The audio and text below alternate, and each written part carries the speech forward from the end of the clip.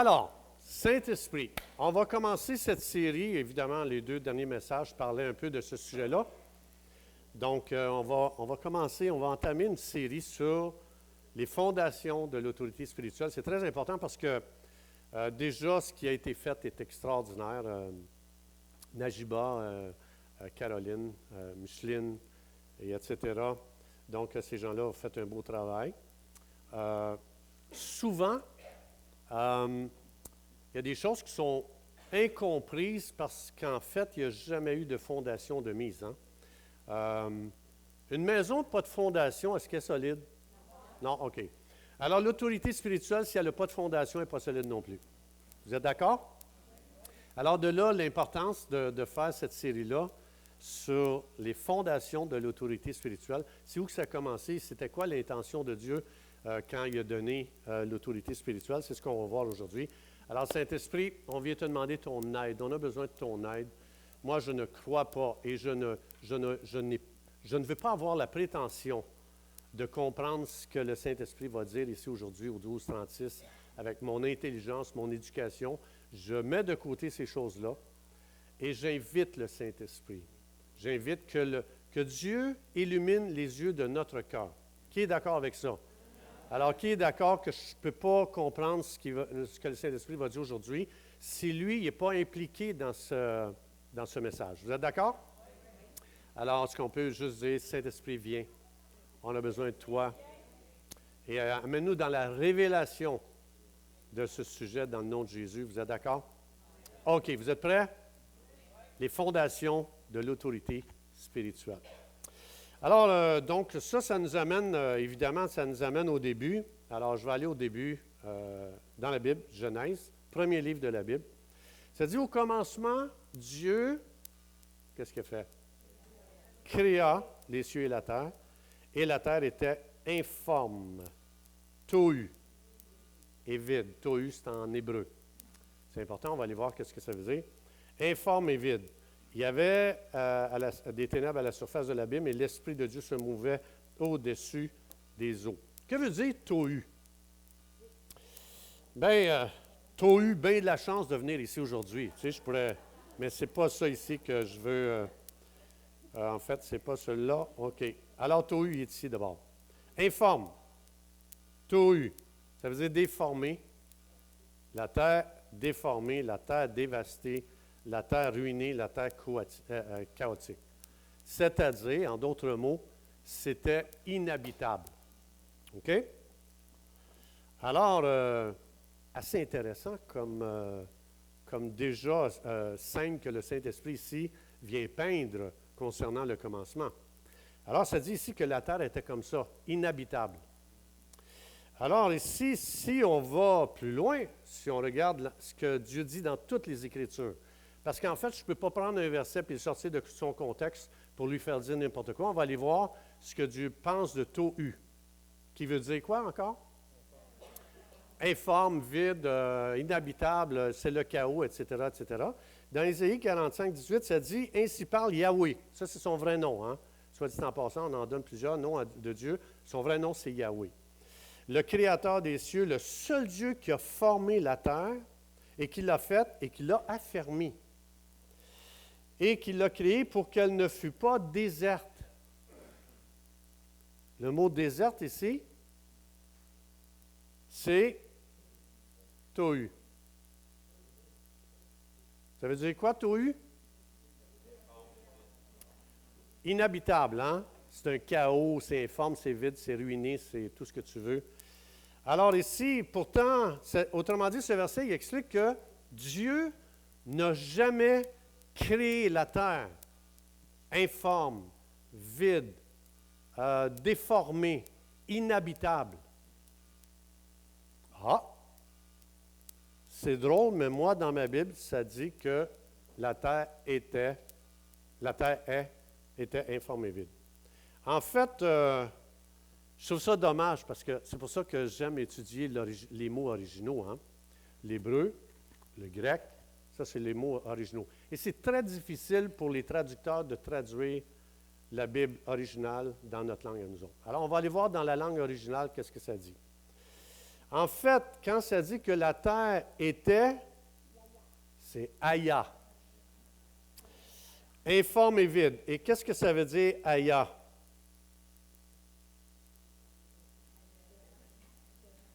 Devint. Hein? Ça ne dit pas que la terre était informe et vide. Dans l'original, c'est la terre devint. Dieu créa et la terre devint informe et vide. Tabarouette, c'est pas la même affaire, cela. Là. Alors, ma question, c'est, ici, ça dit devint. Je vais vous montrer un autre verset dans la Bible qui prend exactement le même mot que Genèse 1.1. Hein, ici, c'est Aya. Et regardez ici, vous connaissez l'histoire de Lot? Pas de Lot, oui, de Lot. De Lot et sa famille qui avaient été habités où donc? Sodome et Gomorrhe. Sodome et Gomorrhe, c'était quel genre de ville? Informe et vide. Alors, je vais aller dans Genèse 19, 26. Le jugement est tombé sur Sodome et Gomorrhe. Et qui est sorti de ces villes-là? Lot et sa famille. Donc, sa femme, es-tu là-dedans? Donc, vous vous souvenez que l'ange avait dit, quand vous allez sortir de Sodome et Gomorrhe, il y a une chose que vous ne devez jamais faire. Regardez pas en arrière, OK? Qui a regardé en arrière? Sa femme. Alors, sa femme, elle a été changée en quoi? Elle est devenue une statue de sel. Hein? Est-ce qu'elle était une statue de sel avant? Alors ici, le texte dit, la femme de Lot regardera en arrière et elle, Aya. Aïe aïe. Aya. Elle devint. C'est le même mot qui est utilisé pour dire que la terre n'était pas informe et vide au début. Elle devint, mais veux-tu bien me dire quel événement est arrivé sur la terre pour qu'elle soit habitable et qu'elle devienne inhabitable? Il a fallu que ce soit un événement majeur. Right? Alors, je vais vous expliquer quelque chose qui est très important. Ici, j'ai une Bible chronologique. Vous savez, c'est quoi une Bible chronologique? Alors, ça veut dire que votre Bible n'est pas écrite dans un ordre linéaire, hein, les événements les uns après les autres. En fait, la Bible est écrite, puis il y a des textes qui vont avant, après, tu ne sais pas trop où est-ce qu'ils vont, jusqu'à temps que tu étudies, en fait, la Bible. Alors ici, je vais vous emmener dans la Bible chronologique, les événements chronologiques, dans l'ordre chronologique. Et donc, ça, c'est très important ici. Regardez bien, dans l'ordre chronologique, la Bible chronologique, c'est la première chose avant même Genèse. C'est Jean 1.1 qui dit, « Au commencement était la parole, et la parole était avec Dieu, et la parole était Dieu, et elle était au commencement avec Dieu. » Ça veut dire qu'avant même que la terre soit créée, Jésus-Christ, Dieu fait homme, qui a pris une forme humaine, il existait dans l'éternité passée. Alors, quand tu lis Jean 1.1, toi, il est dans le Nouveau Testament, mais dans l'ordre chronologique, ce verset va avant Genèse 1.1. OK? Vous me suivez? OK. Alors, dans la Bible chronologique, évidemment, ça commence par Jean 1.1. Hein? C'est ça ici qu'on voit, Jean 1.1. Dans la Bible chronologique, il continue dans les événements chronologiques, pas linéaires, oui, linéaires en fait ici. Psaume 90, c'est pas ça ici, parce qu'il parle justement avant la création. Et là, tu as Genèse 1. Mais, parce qu'ici, dans Genèse 1, c'est au commencement, Dieu créa les cieux et la terre. Mais on ne sait pas c'est où parce qu'elle est devenue informe et vide. Donc, la vraie terre qui a été créée, c'est avant Genèse. En fait, Genèse 1, il est correct. Dieu créa. Mais dans la Bible chronologique, après la création, c'est Ésaïe 14. Vous connaissez Ésaïe 14, de quoi ça parle? La chute de... OK. Ah, intéressant. Ben oui, Satan, sa chute n'a pas eu lieu après la création du Jardin d'Éden. Elle a eu lieu avant, dans l'éternité passée. C'est pour ça qu'ici, la chute de Satan n'est pas après Genèse, elle est avant. Alors ici, dans Ésaïe 14, mais moi, ce qui m'intéresse aujourd'hui, ça va être Ézéchiel 28. Si on ne comprend pas ça, on ne sait même pas pourquoi Dieu nous a donné une autorité. Alors ici, dans Ézéchiel 28, je vais y aller ici, c'est juste pour vous montrer que Ézéchiel 28, il est avant que la terre soit, elle devint informe et vide. Vous allez voir pourquoi. OK? Alors, on va aller voir ici, je m'en vais dans Ézéchiel, là où ce qu'on a vu tantôt. Alors ici, la parole de Yahweh me fut adressée à Ézéchiel. Ézéchiel, c'est un prophète. Me fut adressée en ces mots. Fils de l'homme, prononce une complainte contre le roi de... Attends. Ézéchiel 28 parle de la chute de Satan. Qu'est-ce que ce gars-là vient faire là? C'est qu'en fait, je vous l'ai expliqué avec le prince de Perse. Ici, on va voir, vous allez voir que ce n'est pas une description du roi de Tyr, c'est une description de la chute de Satan. Vous allez voir. Le texte le dit très, très clairement. Mais pourquoi d'abord ici il dit « prononce une complainte contre le roi de Tyr » ? Parce que derrière le roi de Tyr, il y a quelqu'un qui influence ce gars-là, et ce gars-là a pris la personnalité de celui qui est derrière. Et c'est pour ça qu'ici, il semble s'adresser au roi de Tyr, comme par exemple. Autrement dit, quand tu prends toujours la personnalité de l'entité qui va te contrôler. C'est pour ça ici, il commence avec le roi de Tyr, et tu as l'impression qu'il va parler de lui, mais ce n'est pas de lui qui va parler. Comme par exemple, dans Genèse 3, qui était derrière le serpent? Ah, ça veut dire que le serpent a pris la personnalité de... C'est pour ça qu'il a trompé. Il a pris la personnalité de celui qui le contrôlait. Qui a dit, quand Jésus a dit, les boys, je m'en vais à la croix, je vais mourir pour les pécheurs. Qui se fait comme, hey, ça ne t'arrivera pas. Qu'est-ce que Jésus a dit à Pierre? Arrière de moi, qui? Hey, c'est toute une insulte. Jésus est en train de révéler, tu es contrôlé, tes cordes vocales sont contrôlées par qui? Et c'est pour ça que Jésus n'a pas dit arrière de moi Pierre, arrière de moi celui qui est en train de contrôler tes cordes vocales. C'est comme ça le roi de Tyr, ici c'est pareil. Ou encore, on a vu dans Marc 4, le vent. J'ai expliqué la semaine passée comment les anges ont été assignés à des choses très précises dans la création, les vents, la grêle, la neige, tout ce que tu veux. Et Jésus, quand Jésus s'est réveillé, puis il s'est levé et qu'il a pris autorité contre la tempête, qui était derrière la tempête? Alors, c'est exactement pareil ici dans Ézéchiel 28. Ça veut dire que tu vas prendre la personnalité de celui qui te contrôle derrière. C'est-à-dire que Satan se cache toujours derrière soit des gens, soit même le monde animal, ou soit même la création. Partout. Et c'est pour ça ici, il va commencer, ce n'est pas à lui qui s'adresse, vous allez le voir ici. Il dit, prononce une complainte sur le roi de Tyr, tu lui diras, ainsi parle le Seigneur l'Éternel, c'est Yahweh en fait, tu mettais le sceau à la perfection. Ici, il parle de son état avant sa chute. Et avant sa chute, il s'appelait comment? Lucifer. Lucifer.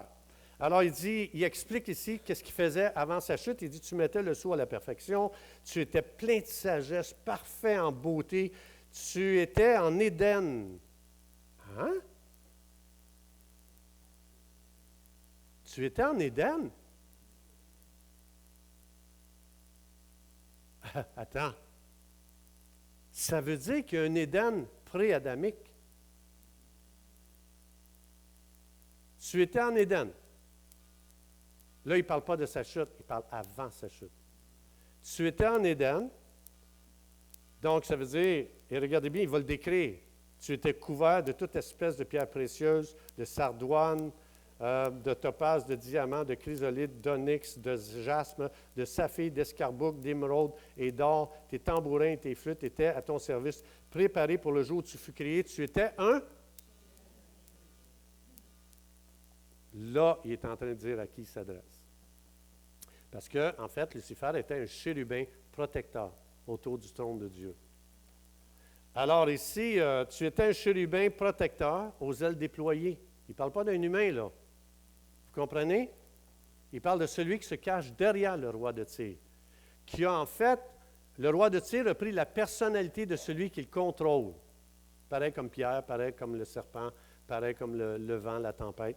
Alors ici, je t'avais placé et tu étais sur la sainte montagne. La montagne, dans la Bible, c'est un symbole de gouvernement.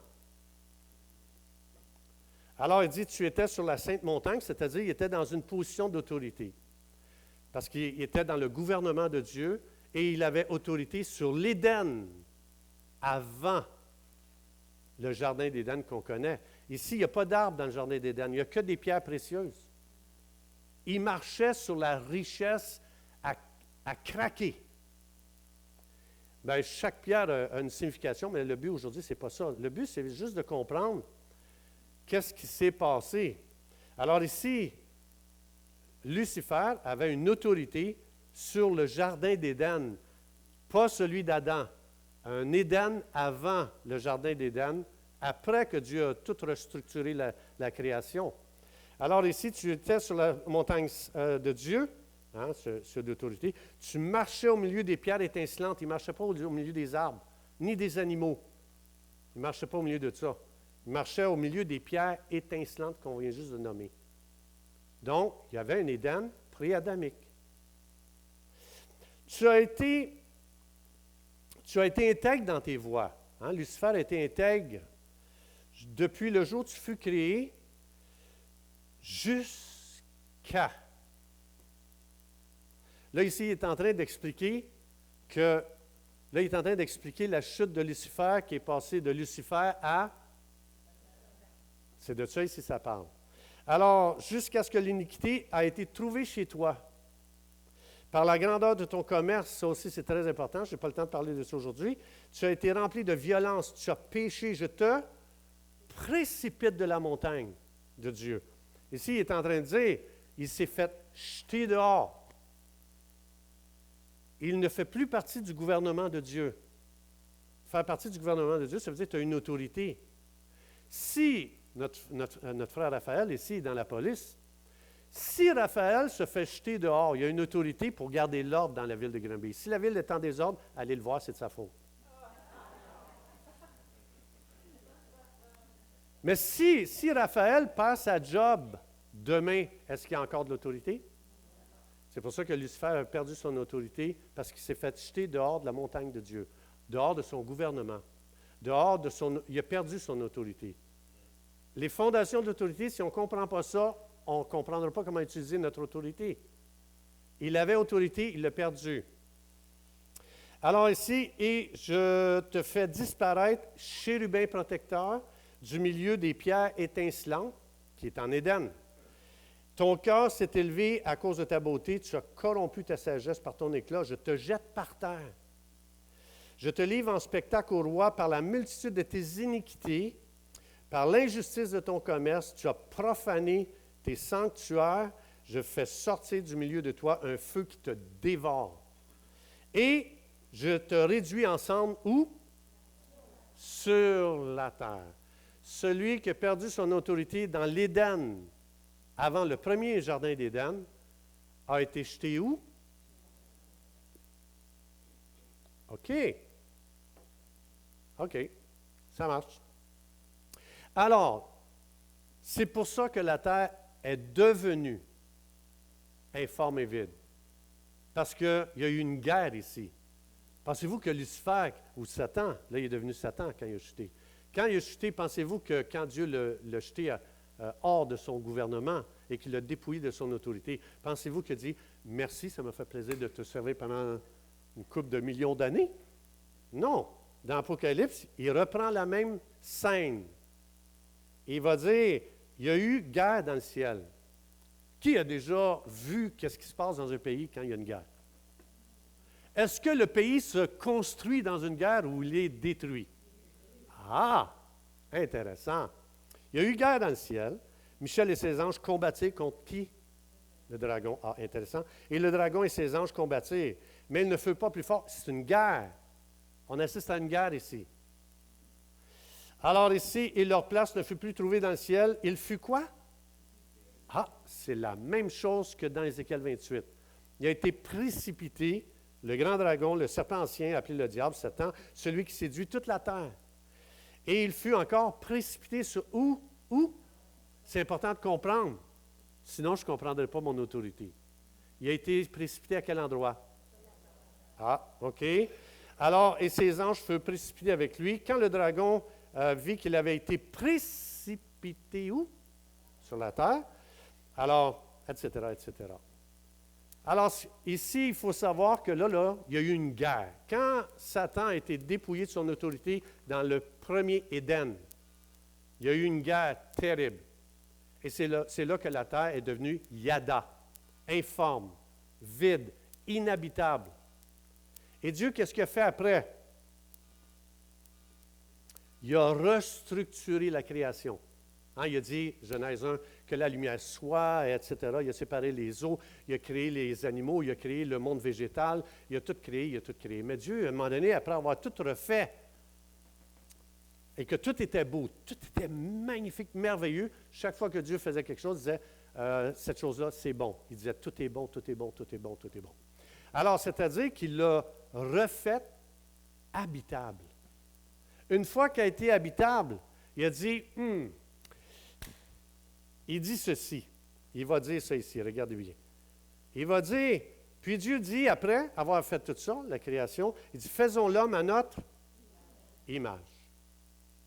Alors, le mot image, en hébreu, on va aller voir qu'est-ce que ça veut dire. Le mot image, c'est l'âme, c'est représentation. Faisons quelqu'un qui va nous représenter dans cette restructuration de la création.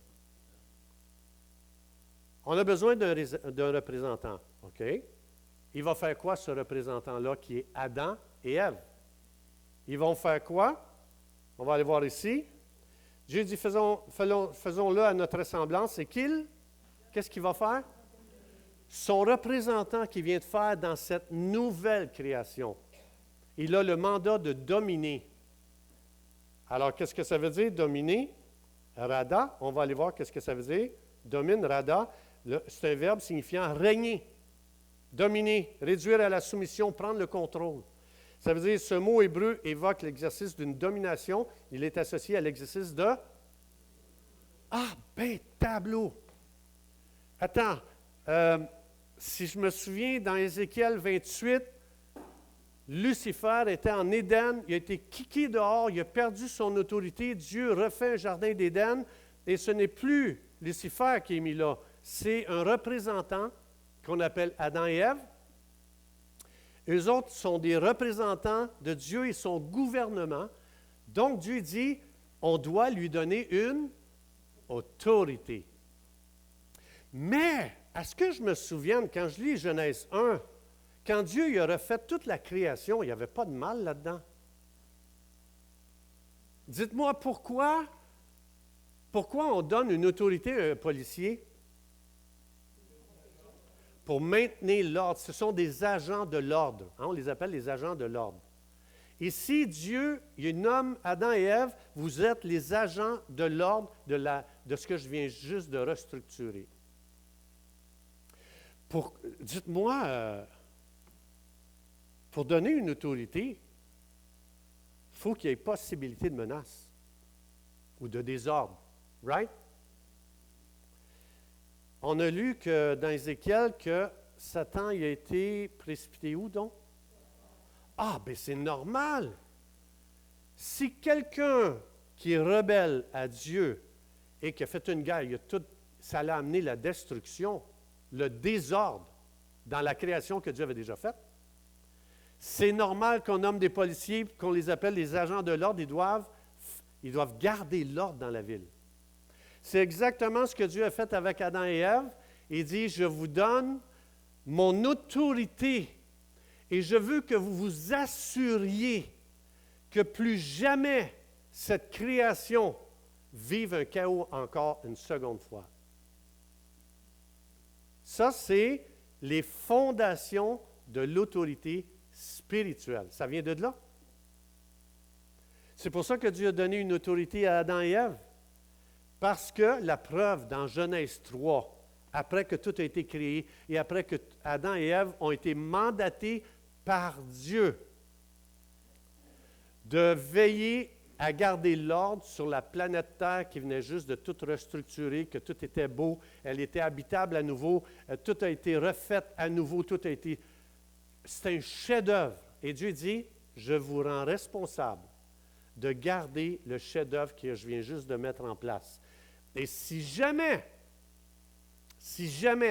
le désordre veut venir dans ce que je viens de créer, vous êtes mandaté pour garder, maintenir, utiliser votre autorité pour garder l'ordre sur cette terre. C'est pour ça la fondation de l'autorité spirituelle. Elle vient de là. Ça, c'est le pourquoi Dieu nous a donné une autorité spirituelle. Et tu dis, ouais, mais ça, c'est dans Genèse. Ça, c'est dans Genèse. C'est vrai, tu as tout à fait raison.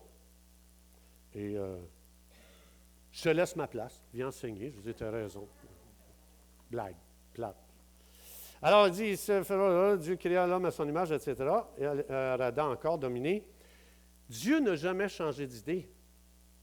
Que ce soit dans Genèse ou que ce soit encore aujourd'hui, Jésus, quand il a dit, on a entendu des beaux témoignages ce matin sur la prière, c'est magnifique, c'est le fun. Jésus, il dit, voici donc comment vous devez prier. Notre Père qui est aux cieux, tout le monde ensemble, que ton nom soit sanctifié, que ton règne vienne. En grec, le mot « que », c'est quelqu'un qui se lève avec une autorité et il donne un ordre. « Hey, que !» C'est ça en grec. C'est quelqu'un qui utilise une autorité pour amener l'ordre. Il n'a pas changé d'idée. Jésus dit même, quand vous priez, priez pour cette dimension-là d'autorité pour que lui règne sur la terre. Pas le mal, pas le désordre, pas le mensonge, pas la corruption, pas le vol, pas les guerres, pas l'injustice. Il revient encore avec le même mandat que dans Genèse. Il n'a pas changé d'idée. Puis il dit, utilise ton autorité pour que le règne de Christ vienne sur la terre.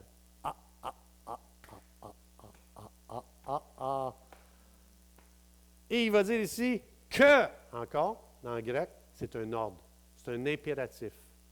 Ça veut dire que c'est quelqu'un dans la prière qui connaît son autorité et qui ne dira pas « Seigneur, amène ton règne ». Non, c'est quelqu'un qui se lève, qui comprend qu'il a été investi d'autorité et il va se lever, il va commencer à utiliser son autorité pour imposer l'ordre sur la terre. Ça, c'est la fondation de l'autorité spirituelle. Sinon, on va prier. Je veux dire, t'as-tu déjà vu un policier, il arrête quelqu'un, puis l'autre commence à parler fort, dit « Attends un petit peu, il m'a appelé mon boss, voir s'il devrait continuer, moi, là, dans mon arrestation, là. » Non, je veux dire, le policier dit « Hey, moi, je me représente pas moi. Je représente l'autorité. » Et c'est ça qui lui donne une assurance de prendre l'autorité avec confiance. Et as-tu remarqué qu'un policier qui connaît son autorité, il fait juste, tu sais, quand tu fais un peu de vitesse, puis il fait juste ça comme ça, colle-toi. Tu vois qu'il ne se bat pas avec toi, il fait juste un petit geste. Puis as-tu vu, l'auto se tasse, elle se place. Tout ça, c'est à cause de quoi? Son autorité. Fait que quand moi, je vois des chrétiens, ils commencent à gueuler en prenant l'autorité, je dis non, il ne comprend pas son autorité. Il est insécure. Quelqu'un qui comprend son autorité, il fait juste, colle-toi. J'ai été mandaté. Colle-toi, calmement. On n'a pas besoin de faire de spectacle quand on comprend notre autorité. On est calme parce qu'on sait que quand j'utilise mon autorité, le ciel au complet me back. Et malheur à celui qui va défier l'autorité du croyant. Parce qu'après ça, ça tombe qu'il y a un monde spirituel qui va s'engager dans le combat. C'est pas moi, je veux dire. Il m'a donné une autorité. Et c'est pour ça que si je ne comprends pas les fondations, pour le pourquoi, ça c'est la raison du pourquoi que Dieu nous a donné une autorité spirituelle. Et c'est le message que j'ai entendu le moins prêché dans l'Église. Et pourtant, Jésus il dit, si tu veux voir un changement dans ce monde, soyez des gens d'autorité spirituelle.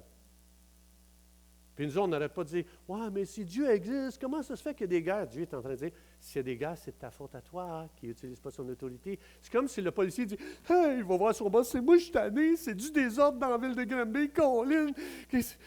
Comment ça que ça va? C'est tellement en désordre. » Le boss, qu'est-ce que tu penses qu'il va dire? Une bonne claque en arrière de la tête, puis « Hey, tu n'as pas compris qu'on t'a investi d'autorité. La raison du désordre dans Granby, c'est parce que toi, tu ne fais pas ta job. » C'est aussi simple que ça. Dieu regarde la planète Terre et dit, « Ah, c'est une catastrophe! » Nous, on est là, « Mais Dieu, pourquoi tu permets les guerres? » Dieu dit, « Parce que tu n'as jamais utilisé ton autorité. Tu n'as jamais rien stoppé. Tu n'as jamais rien changé parce qu'en fait, tu subis parce que tu ne connais pas qui tu es. » Ah, il y a un amen. Je vous encourage à faire comme Najiba. Et c'est pour ça qu'on va voir dans cette série-là, nous amener dans une assurance, parce qu'il y a des choses qu'on ne doit jamais faire. Il y a des choses avec l'autorité spirituelle qu'on ne doit pas faire si on ne veut pas tourner le monde spirituel des ténèbres contre nous. Parce que, comme un policier, il y a des limites. Mais comme nous, en tant que croyants, on a des limites dans notre autorité spirituelle. Et si on déborde, si on va en dehors de ce que Dieu nous dit, on est en danger. Et ça, c'est important à savoir. C'est pour ça qu'on va ensemble cheminer, on va marcher, on va aller à travers ce sujet-là, puis ça va être biblique. Ce ne sera pas des affaires d'émotion. « Je sens que j'ai l'autorité. » Ça ne marche pas de même. L'autorité vient, c'est Dieu qui me l'a donné, j'ai les promesses, et basé sur ces promesses, je vais prendre autorité contre tout ce qui est sur tout ce qui est contre son royaume, sur tout ce qui est contre son règne, sur tout ce qui est contre sa volonté sur la terre comme au ciel. Il le dit. Sur la terre, si on utilise notre autorité, ça va être la volonté de Dieu qui va se faire. Ce ne sera plus les corrompus qui vont régner. C'est Christ qui va régner sur terre. Mais l'Église est là, oh, j'ai hâte d'être enlevé. Tu n'as même pas encore commencé à utiliser ton autorité. C'est quoi cette affaire-là de vouloir être enlevé? Je vais me sauver, ça va mal. C'est comme le policier. Je lâche ma job, ça va trop mal, il y a trop de désordre à Granby. Non, apprends à connaître qui tu es, apprends à connaître ton autorité, et le monde va tellement changer que tu ne voudras plus la quitter. Ah, là, cette fameuse pierre qu'on a vue, qui a été lancée sur cette statue de Nebuchadnezzar sur les pieds, et que ça s'est écroulé. Et que cette pierre est devenue quoi? Montagne veut dire quoi? Gouvernement de Dieu. Le plan de Dieu, c'est que son gouvernement envahisse la terre. Et ça ne sera pas par... ça va être par l'Église. Je n'avais pas d'exemple, là. C'est par l'Église que le royaume de Dieu va prendre place sur la terre. C'est par des croyants qui ont une révélation concernant leur autorité et qui vont commencer à ne plus laisser le désordre sur la terre. Qui vont se lever, qui vont dire, j'ai été mandaté par Dieu, pas d'orgueil, c'est lui qui m'a investi d'autorité. Et ici, simplement, ça, ce n'est pas le règne de Christ ici, ce n'est pas la volonté de Dieu, j'utilise mon autorité pour m'opposer à ce qui est en train d'arriver. Avez-vous appris quelque chose aujourd'hui? Oui? Alors, est-ce que vous avez hâte de pratiquer votre autorité? Parce qu'on va le pratiquer, hein, ce ne sera pas juste des mots, ce ne sera pas juste des paroles. On va ensemble le pratiquer. Comment on fait? Comment on fait quand on voit quelque chose qui n'est pas la volonté de Dieu, qui n'est pas son règne? Comment on fait pour utiliser notre autorité? On va tout voir ça, on va faire des exemples, on va pratiquer, on va voir des gens. Déjà, vous avez vu Najiba qui le fait très bien. Vous avez vu Micheline qui l'a fait très, très bien. Mais on va développer, ça doit devenir une pratique normale dans l'Église. Parce que demain matin, tu vas aller au travail, tu vas en voir des affaires qui ne sont pas du tout la volonté de Dieu. Hein? Ça veut dire, si tu es dans le monde des affaires, tu as reçu une autorité pour renverser tout ce qui est contre le cœur de Dieu dans le monde des affaires. Si tu es dans le monde de la musique, tu as reçu une autorité pour renverser tout ce qui est dark dans ce domaine de la musique. Si tu es dans le monde, je ne sais pas moi, dans les autorités, le gouvernement, peu importe, Tu as reçu une autorité pour renverser tout ce que tu vois qui n'est pas la volonté de Dieu et qui n'est pas son règne sur la terre lorsque Dieu t'a appelé. Mais le problème, c'est que les parents vont dire souvent aux enfants, ça, c'est ce que ça veut dire, Dieu dit, quand il dit « je t'ai investi de mon autorité », ça veut dire que tu es appelé, tu es né pour transformer ta génération. Mais le problème, c'est que les parents disent « va-t'en dans tel domaine pour travailler, il y a tellement d'argent à faire dans ce domaine-là. » On vient de scraper la destinée de ces gens-là. On les a offerts à Mammon. C'est qui Mammon? Je n'ai pas dit Manon.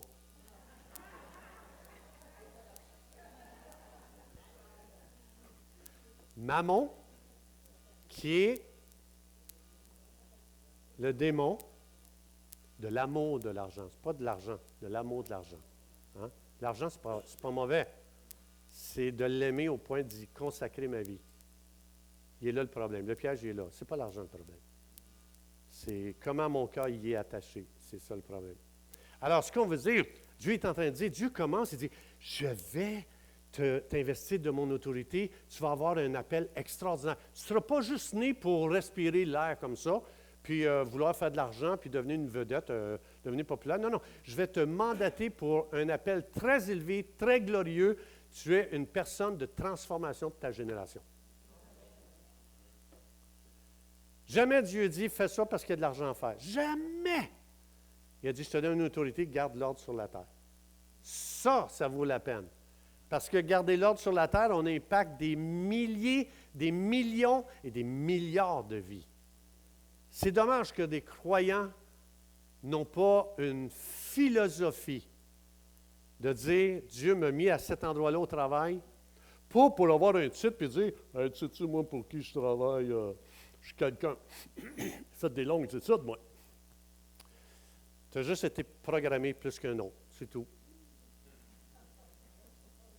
Parce que moi, quand je mets mon nez dans la Bible, ça dit que je t'ai créé pour un appel très élevé. On ne m'enseigne pas ça à l'université. On ne m'enseigne pas ça à l'école. On ne m'enseigne pas à transformer le monde par mon autorité spirituelle. Tu ne l'apprendras jamais, ça n'existe pas, parce que ce n'est pas un système du royaume de Dieu. Et si je suis né de nouveau, j'ai été placé par Dieu dans le royaume de Dieu pour transformer ce monde par les principes que Dieu m'a donnés dans sa parole. Ça, c'est notre appel. Puis, il ne nous a pas laissé les mains vides, il nous a donné une autorité spirituelle. Ça, c'est un appel glorieux. Alors, je rephrase. Je vais paraphraser, et je termine avec ceci. Je vais paraphraser Genèse 1,26. Dieu dit à Adam, quand il a fait Adam et Ève, un représentant du gouvernement de Dieu et de Dieu lui-même, c'est comme si Dieu avait dit, ça dit en hébreu c'est au pluriel parce que c'est la Trinité qui est impliquée là, et le Père, le Fils, le Saint-Esprit ont dit,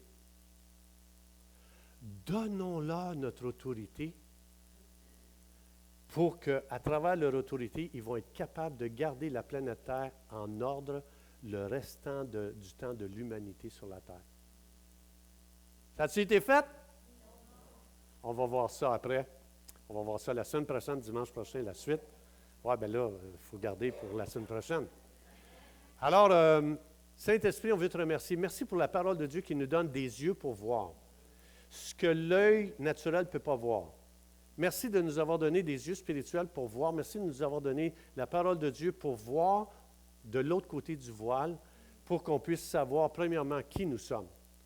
C'est qui notre Créateur, puis c'était quoi son but de nous créer, c'était quoi son but de nous mettre sur la terre, c'était quoi son but de nous donner une autorité spirituelle. On veut te remercier parce que tu nous as couronnés de gloire et d'honneur. On veut te remercier. Vraiment, Seigneur, on veut te remercier. Saint-Esprit, tu as été mandaté par Jésus, dans Jean 16,13, ça dit, le Saint-Esprit vous guidera dans la vérité. Le Saint-Esprit vous guidera dans une réalité. Vérité, c'est Alicia. Je vais le dire différemment. Le Saint-Esprit a été mandaté par Jésus pour me guider dans une réalité où il n'y a plus de voile, que je vois les choses dans la même réalité que Dieu. C'est ça que ça veut dire. C'est lui. Alors, Saint-Esprit, guide-nous dans la réalité de notre autorité spirituelle. Ce monde qu'on ne peut pas connaître par notre intelligence, mais par révélation. Cet appel grandiose qui existe, qui nous a été caché, que même mes parents n'ont pas été capables de m'enseigner, de m'éduquer dans cette dimension-là. Saint-Esprit, je t'invite. Tu es mon guide. Jésus l'a promis. Je te fais confiance, tu es fidèle. J'ai confiance que tu vas conduire le 1236 de l'autre côté du voile, dans une réalité qui n'a pas de voile, et que le 1236 va avoir une telle révélation de son autorité que le 1236 va transformer sa région. Dans le nom de Jésus. Amen. Soyez bénis.